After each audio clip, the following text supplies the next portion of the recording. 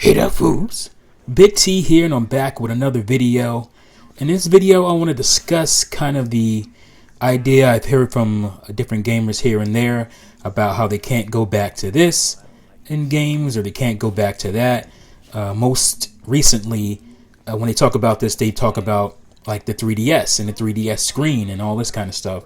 And it's just like they say that, because of, because of the Switch and it's 720p screen.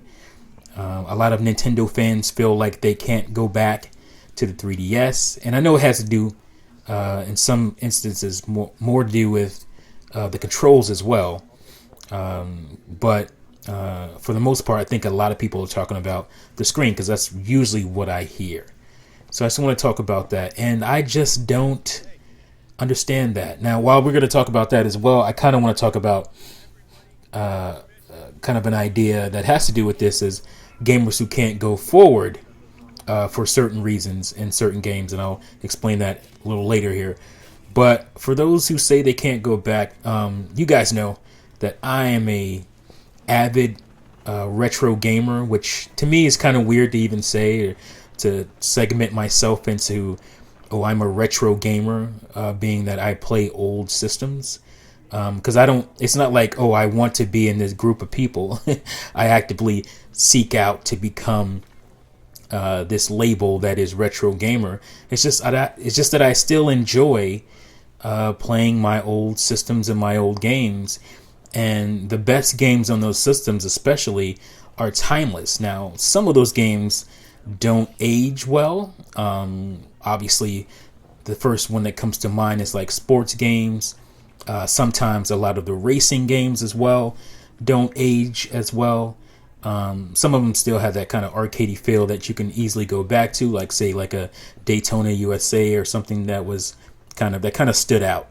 But a lot of the lesser known racers are probably too hard to go back to. I think it mostly has to do with the fact that visuals today, as far as cars and whatnot, your cars are starting to look almost just like the real car. So it's just hard to like go play an old game where you don't have the draw distance. It's kind of ugly back there, kind of pixely and pop-any on those older games. But obviously with sports games, it's about rosters. Unless you're like actively looking to play a certain era in sports gaming, you don't want to play like an old basketball game from 2003 or a Madden 04 or something like that, because you just there's new players that you want to play with. You want to play with the new players. The visuals may not be as big of a deal. I think the 6th gen Madden games still look pretty good.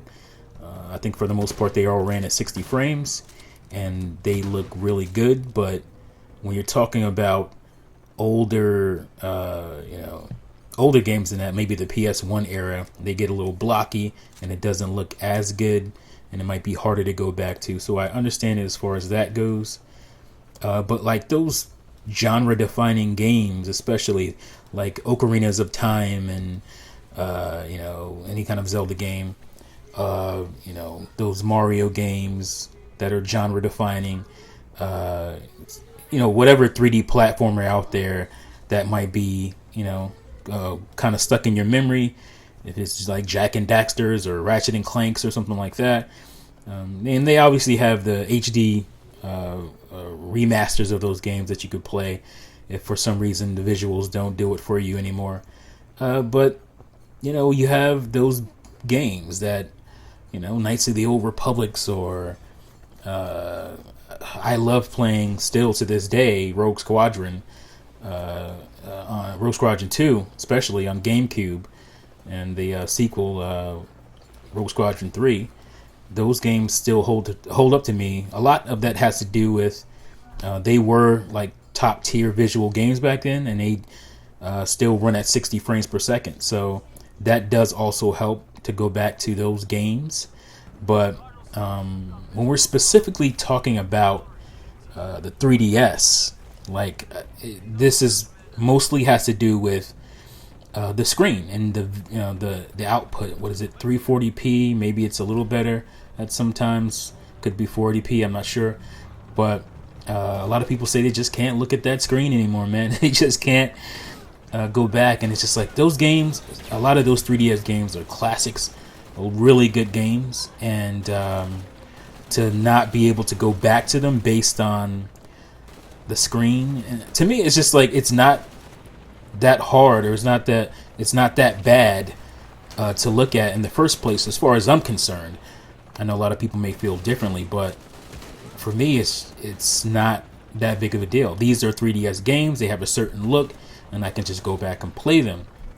And I don't understand anybody who thinks differently than that. But I'm not crazy. I get it that a lot of times it has to do with the fact that maybe some people just got rid of their 3DSs to get a Switch. They can't go back. They literally can't go back. Or who don't play people. I'm not saying people who don't play quote unquote retro games are people I can't relate to, because a lot of times those people moved on with those systems because they needed to be able to pay for the next system, so they traded in some stuff. I've done that myself. At some point, I'm trying to re-up on, especially my Super Nintendo Genesis era. That's the stuff that I really lost a lot on, and you'll see that my collection, as far as those consoles go, aren't as big. If you watch my upcoming game room tour, plug, but yeah, it's just I'm trying to re-up on those, because I did trade, because I didn't have the money in those days to just like go buy a new system and new games. I needed to be able to afford that by trading in stuff. So that's what I did. But later systems, the PS1 era, N64, Saturn, I still traded in some stuff back then, but not nearly as much as I did the previous gen. So that gen going forward, I have a lot of stuff now, but I also gave stuff to my siblings at the time who had those game systems as well. And I wish I hadn't done that, because they never treated them nearly as well as I did. So that wasn't the best thing. So I've here and there I've tried to re-up on some of the stuff that I gave away or traded. But as far as me looking at the 3DS screen and saying, "Oh, I can't look at that anymore," doesn't work for me. Nah, not a thing. Because I'm actually one of the people who really still likes to use the 3D effect, especially with the new Nintendo 3DS. It was a little tougher before that version, but with the eye tracking, the face tracking, it's way easier to enjoy 3D games on the system. And I like to do what the gimmick of the system is. If you give me a gimmick and I feel like it's a good one, I hope you utilize it well. And that was one of the things that didn't happen with the Wii U. They didn't utilize the gimmick as well as I thought they should have, or they could have. So that was disappointing. But as far as me just looking at the screen saying, "Oh, I can't play stuff anymore, it doesn't look as good," nah, that's not going to happen to me. I still play games from the 5th gen, which is the one that people claim is the hardest to go back to, because it was like the infancy of the 3D stuff, and those polygons or those jaggedy worlds don't hold up as well to some people. But to me, as long as it can look good on my screen, if I can get it to a modern screen, or if I just use my CRT, which I still have, so I still enjoy those games. They still look just as good to me. I remember thinking, even back then, it can't get any better than this, folks. Graphics look great, and so I'm not one of those people. Now, when I talk about people who can't go forward, I'm being cute about that because of my title here, but I'm not one of those people who can't play a game if it's not its best version. I'm not a pixel counter or a frame counter at all, and so I just don't succumb to that narrative that, "Oh, I can't play this unless it's the best version of whatever," because I can technically get the best version that's available of any game for the most part. There's some limitations as far as my PC goes, It can't max out, at crazy settings, but it does really well. So for me, it's about what do I play on the most, what's the most convenient. So if a game comes out on Switch, that's coming out on the other consoles, if it's most convenient for me to play it there, and if it runs decent, it has to run decent, obviously. It can't be like, game breaking, falling apart. I'm going to enjoy it. I'm going to play it on my Switch because I know that's what I'm going to be playing on the most. That's where most of my work gets in, So if it's a good version of the game, I will play it there, and I will have fun with it, and I'll have no problem with it. So I'm not one of those people. I don't know.